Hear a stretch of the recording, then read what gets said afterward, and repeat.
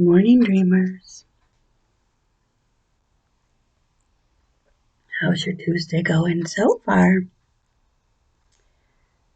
I heard a phrase in Bob's book, and it is stars unseen until the darkness falls. How very poetic.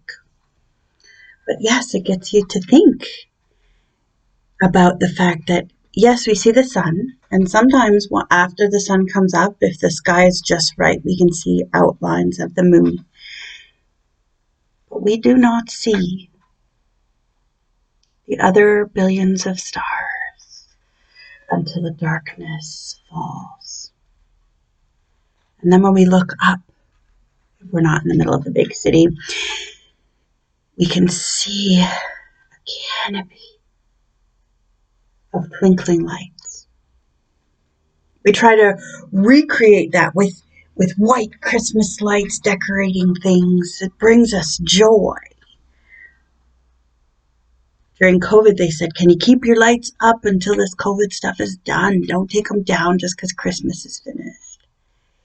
And yeah, it's because it brings people joy. Light. It's sparkling. My hairdresser calls all this silver, calls it my tinsel. Because those things bring us joy. But they sparkle and shine the best in the dark, when the lights are dim. I don't know if you're like me, but the last couple have been kind of pensive and melancholy a little bit. And I thought this morning, yeah, the lights are dim. And that's okay. It's okay, dreamer, to have the lights dim.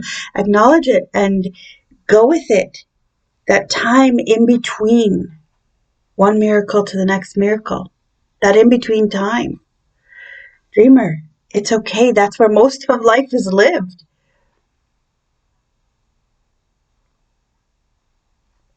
My therapist says to build altars. Things that remember the miracles. So that in that in-between time, you can go back and look. Whether it's a poem, whether it's a drawing, whether it's an actual sculpture or purchasing a mug that reminds you that life is filled with ups and downs. Whatever that looks like, build yourself an altar to remember. Most altars in the word were connected with offerings. Were connected with that, but in a way, they were remembering and they were gratitude and thanksgiving. There were commemorative altars too. They didn't sacrifice in the middle of the Jordan. They just put 12 stones to remember the 12 tribes, and then the waters came in and covered them all up. But they knew they were there.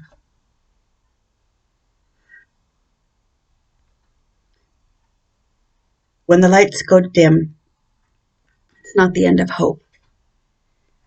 It's the beginning of anticipation, of a new dawn and a new day.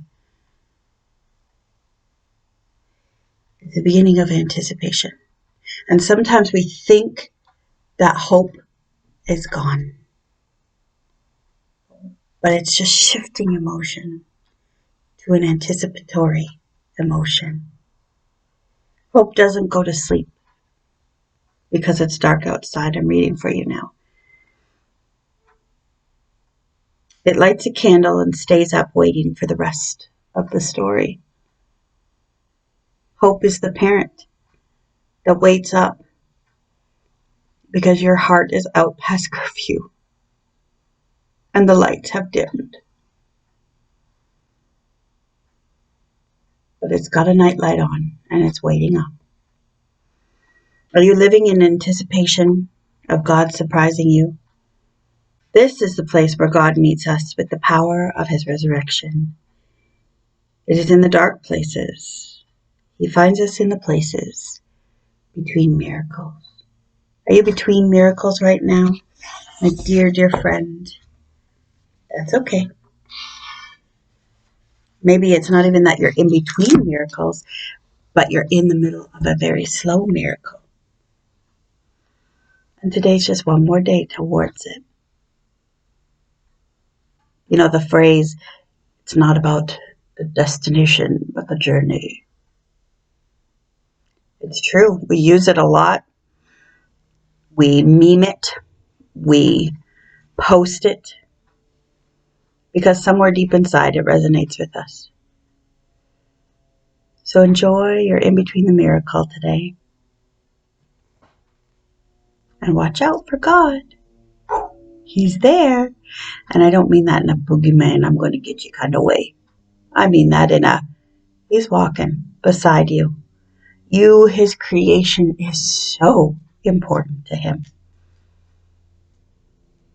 So enjoy the time in between. Most of life is lived there. Build your altars. Figure out what it is you need to remember. Today, I'm remembering life is filled with ups and downs.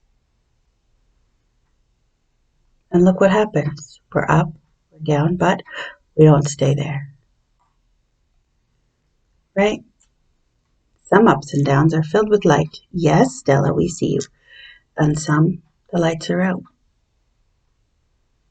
But together, they make a beautiful design. Seriously, Stella? Somebody's hungry. I better go. Sweet dreams.